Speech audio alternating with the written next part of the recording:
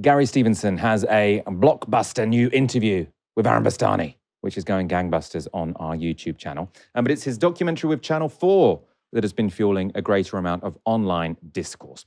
And that discourse is particularly focused on a debate that Gary had with tax expert Dan Needle. Samuel Leeds, a landlord influencer. We've discussed him before on this show. He featured in Gary's documentary, tweeted this. Gary's economics has just ruined its credibility and proven that it clearly knows very little about economics. The absolute tax legend, Dan Needle, destroyed Gary in his own documentary. The very documentary, just a compilation of Gary being proven wrong time and time again about his solution to economic inequality. Let me know if you've watched it. The Dan Needle debate has got to be one of the best moments in the show. Now, that tweet and the attached video, which we're going to show you some in a moment, has clocked up 3 million views. And Samuel Leeds has had some establishment backup for his interpretation as well. So John Stepek is a reporter at Bloomberg and executive editor of Money Week. So he said, I find this fascinating. This is about that clip that was shared. I mean, kudos for allowing it to go out. I'm assuming Stevenson had some editorial control, but I'm not sure what he was trying to achieve here. The centre-left Guardian has also sort of put out the idea that Gary had just completely lost this argument. So the Guardian gave the Channel 4 documentary 2 stars, calling it an embarrassment. Reviewers said that the show allowed its host, so that's Gary Stevenson, to be totally out-argued by all his interviewees. So that was a quote, that was their interpretation. So what's in this damning exchange between Gary and Dan Needle, which we're told completely discredits Gary Stevenson and his claims to know anything whatsoever about economics. Well, this is the part of the show that Samuel Leeds shared. So my proposal is a 2% tax on wealth of above £10 million. Absolute populist claptrap, and the people pushing this should be ashamed of themselves. If the Chancellor stood up and said, we're going to have a wealth tax, we're going to have 2% on all wealth over 10 million, it would require, let's be generous, like a year of planning at least. Yeah. You then need to build the systems. You need to tax 20,000 people. You're not going to raise any revenue from a wealth tax before 2029. You could be in favour of a wealth tax, but anyone claiming that it's an answer is deluded. Well, the Wealth Tax Commission did a huge amount of work on the wealth tax, more than anyone else in the world, maybe more than everyone else put together. They concluded an annual wealth tax is a non-starter. And that was as a result of the work that they did. What they concluded? That's what the report says. What I saw was that they proposed that for revenue raising, a one-off wealth tax they preferred, but they said explicitly in the paper, if you are worried about inequality, that will not be enough. And if you're worried about inequality, you probably want to look at annual wealth tax. That's what was in the report. Well, it wasn't that strong. The foreword said, and I quote exactly, you can get, but the foreword said exactly that it's a non-starter for the UK. There are limits to the extent of redistribution that can be achieved using existing tax on wealth, even after effective reforms. An annual wealth tax could be justified on this conditional basis. That's pretty weak. Is that saying it's a non-starter? The foreword says an annual wealth tax is a non-starter. It's a very strange clip because he's saying that report, and Dan Needle is saying, this is the most sort of rigorous report that's ever been done on a wealth tax, says that it's a non-starter. And then Gary reads him a quote which says, if what you want to do is reduce inequality, then an annual wealth tax might well be justified. And then he says, well, that's a bit weak, isn't it? To me, it looks like Gary has kind of contradicted him. Also, the objection that it would take more than a year. Dan Needle's a big advocate for a land value tax. I think there's very good arguments for a land value tax, by the way. I'm very much in favour. The argument for a land value tax over a property tax is that, as Dan Needle says, if you tax something, you do tend to get less of it. But you can't, less wealth, sort of less investment would be bad. Less land, we can't have less land. So a land value tax kind of really encourages people to develop their land. That's why Henry George liked it. Anyway, though, their disagreement there seemed to be about this particular Academic Wealth Tax Commission report. So I went and looked up that report. So it was published in 2020 by an economist and 2 legal academics. To much fanfare, it got lots of sort of official funding. And confusingly, both Dan Needle and Gary Stevenson can claim to be in part right. So the foreword to the report is written by Gus O'Donnell, who is a former head of the civil service. So Gus O'Donnell wrote in the introduction, "This report will not change everyone's mind, but I welcome it as an important contribution to the debate. It has been led by a team with the essential mix of skills in economics, tax law and administration who approach the subject with an open mind. They conclude that an annual wealth tax is a non-starter in the UK and we should fix our existing taxes on wealth instead. However, a one-off wealth tax is a very different proposition. They think it would work and could raise £250 billion over 5 years. This is a striking conclusion and it comes at a crucial juncture." Now, the context here, by the way, is that they thought a one-off wealth tax, this was obviously published sort of during COVID, and I think the argument was that loads of money has been spent by the government and we could sort of plausibly say this is a national emergency, we're going to do this one-off wealth tax, and that wouldn't change really people's behaviour. They wouldn't be able to try and move their wealth out of the country because you backdate it and you say this is only happening once, so you've got no reason to leave Britain. So you're trying to sort of reduce the incentive to flee with your wealth by just doing it once, but they thought you could make a lot of money doing this. That's just the context. However, the actual report does really back up what Gary is saying, right? So they argue that it's not going to make that much money, an annual wealth tax, but for other reasons you might want it. So this is from that report. If the only goal of an annual, so this is not from the foreword, this is from the actual authors of the report. If the only goal of an annual wealth tax is to raise relatively more tax revenue from people with wealth, this does not necessarily require a new wealth tax. Existing wealth taxes could simply be adjusted, and this would bring in more revenue from people with wealth. If the goals include actively reducing wealth concentration, rather than merely raising necessary revenue from those with wealth, a wealth tax with a high rate could achieve this, but only if avoidance behaviours could be minimised. So exactly what Gary's saying, right? If your aim is not necessarily to raise revenue, but to reduce inequality, then as long as you do it right, an annual wealth tax could be justified. Elsewhere, they say this, an annual wealth tax would only be justified in addition to these reforms to existing wealth taxes if the aim was specifically to reduce inequality by redistributing wealth. We do not take any position on whether the government should use tax policy actively to reduce wealth inequality. So basically, Dan Needle wasn't misquoting the foreword, but Gary Stevenson can point to this document, which Dan Needle said is the best research ever done on this, and say, well, my argument has been specifically we should tax wealth not necessarily to raise revenue. It doesn't seem like it is a great revenue raiser, actually, but to reduce inequality. And this report says if you want to reduce inequality, then maybe the wealth tax is a good idea. Ash, I've seen so many people share that, saying Gary Stevenson got completely owned. I can't believe they let this go out in the documentary. Like loads of reviews, The Guardian, The Times, they're all just saying Gary Stevenson got completely owned. And that basically he's just a campaigner. But Dan Needle kind of said, this is populist claptrap. And then sort of ignored the quote from the document. I'd actually quite like to watch like an hour-long debate between the two, because I do think Dan Needle and Gary Stevenson have different strengths. Like Gary Stevenson, brilliant sort of analyst of the economy, but he's not a specialist when it comes to sort of tax law. Dan Needle is. I think they could have a very productive conversation, but for me, that wasn't it. So I'm not going to sit here and pretend to be an expert on tax, Michael, but you know what I am an expert in? Vibes. And how it came across to me was that Dan Needle objects to Gary Stevenson as a political figure. And I think that he has an objection to Gary Stevenson and thinks that he's a populist rabble-rouser, maybe, doesn't like his proximity to, the sort of radical left or the movement left. It's also worth pointing out that Dan Needle stood as a Labour First candidate for the Labour Party NEC. So he himself has, a bit of a political origin story. He was the sort of main driver behind that look into Zach Polanski's council tax status, despite not understanding the sort of ambiguity around, houseboats, marinas and houseboats and that kind of stuff. So it sounded to me, and from watching it, it seemed like they weren't really... that Gary Stevenson came in wanting to have a debate about a wealth tax, and Dan Needle came in wanting to discredit Gary Stevenson as a political public figure.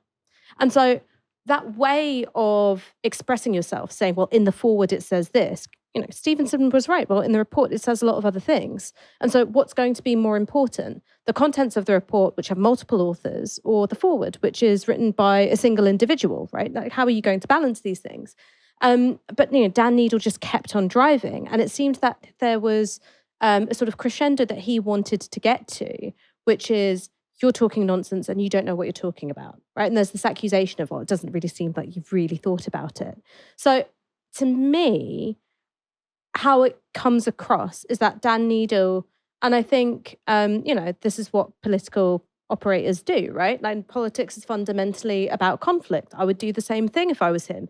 Dan Needle had, in a sense, one eye on the clip, one eye on the edit, knowing that heat makes good TV, right? People love those clips where it's X destroys Y. We know that. We love those clips. And that there is a way to sort of humiliate, really, or to sort of harm the reputation of someone by basically being quite aggressive in your posture. I'm not saying aggressive like violent or aggressive like threatening, but just being, quite, I'm not going to back down on a single point here. And I think Gary Stevenson went in looking for a conversation. So there were two people with mismatch aims, right? Misalignment in what they were going in for. And I suppose if I were Gary Stevenson, I'd walk away from that being like, oh shit. It's not that I should have prepped on the facts, because he was prepped on the facts. It was that he should have been more prepared for, I guess, the political purpose that Dan Needle, I think, had going into that conversation. I mean, if we want to be really wonky, we could actually, because it's interesting, the difference between the forward and the report. And I think this probably gets to why there is lots of difficulty in introducing a wealth tax. I mean, obviously, as Gary talks about, you're going to get lots of rich people campaigning against it. But from the perspective of a civil servant and someone in the Treasury, so Lord Gus O'Donnell, who wrote the forward saying it's a non-starter, he's a former chief of the civil service. So he cares about what civil servants care about, what the Treasury cares about. And if you're in the Treasury and you're told, well, there's this tax, which is going to be quite difficult to implement. It's going to be quite politically difficult. And it's actually not going to raise you that much revenue. You're going to say, F off, right? Because your job as a civil servant is to try and maximize the revenue you get so that you can afford to spend things on stuff, right? Whereas Gary is interested in the distribution of power in the country. And the economists and the sort of legal experts who've written the report have said, we're actually neutral, really, about the distribution of power. If what you care about is the distribution of power in the country, then maybe the annual wealth tax is a good idea. If what you want to do is raise money in the simplest way of people with wealth, it's not the best idea. And if you're a civil servant, you're saying, okay, well, let's not effing do it then. But that, so I think there's potentially sort of an interesting tension between the civil servant and the economists, and we'll see how that plays out in the Andy Burnham government. Let's move on to a different point here. So later in the clip, we showed you half the clip that was shared by Samuel Leeds. You can look up the second half yourself or watch the whole documentary, because in that, this is the part where Daniel Needle sort of says, Gary's not an economist. He's never thought about how a wealth tax could encourage the wealthy to leave. He doesn't really back that up, but it wasn't particularly productive. It was a bit like the last clip. So instead, I wanted to show you that question coming up in a less heated exchange on Newsnight. What we do in medicine is compare outcomes for patients.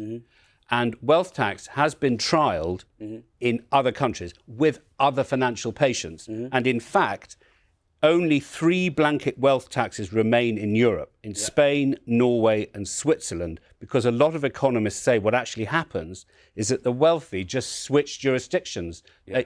So why aren't you persuaded by the fact that they've been reversed in some jurisdictions? Well, I'll tell you why wealth taxes get reversed, because basically all of the richest and most powerful people in the world don't want wealth taxes, and they push aggressively hard for them to get reversed, and they influence politicians and they get the wealth taxes reversed. But in your documentary... Have they failed in Norway and Switzerland? Norway and Switzerland, are they weak economies? Are these economies that are collapsing? Well, I suppose the thing is, when you look at it, we say France ran a broad wealth tax and it was replaced by a narrower property-only levy. So they did try your system or a system like it, and then they tweaked it. Well, the French wealth tax, like most attempts at wealth tax, was filled with loopholes. Wealth taxes, if they're brought in, the rich will lobby very hard to get loopholes put in. And we need to make sure that doesn't happen. Because what happened in Norway, you asked me about Norway, is that it introduced an exit tax because the number of rich people leaving the country doubled after it increased its wealth tax in 2022. So you can see that introduction is followed by reaction. Yeah. So let's bring in an exit tax. So do you want both now? I think you need an exit tax. I think an exit tax is just a basic way of defending the wealth in your economy. If you don't have an exit tax, then you are totally in the mercy of the rich at all points. So, I mean, he has thought about what happens if the rich people go away, which is you have an exit tax. And by the way, that's not most people, even sort of wonky Dan Needle types, if they talk about wealth, they say you can only have a wealth tax if you have an exit tax. So let's do the wealth tax and the exit tax. Now, the argument against it is that means that people will be less likely to sort of come to Britain and invest when they could do it elsewhere. Obviously, we don't really want people to come here and invest in our already existing housing. There's no point in that. That doesn't help us. But if they come in and invest in businesses, then obviously there is some benefit to that. I suppose, sort of from this discussion we just had, the critique which I think would maybe be valid is that Gary's wearing a tax wealth not work t-shirt.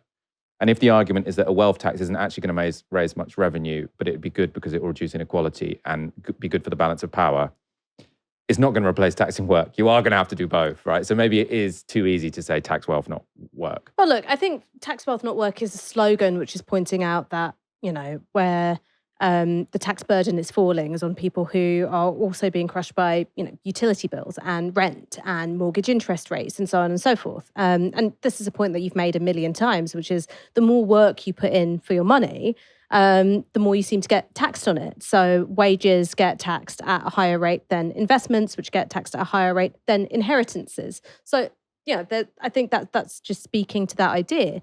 I think that people do need to be honest about why they support a wealth tax. So I support a wealth tax, and I often make the case for a wealth tax through the lens of here's the revenue it brings to the Treasury.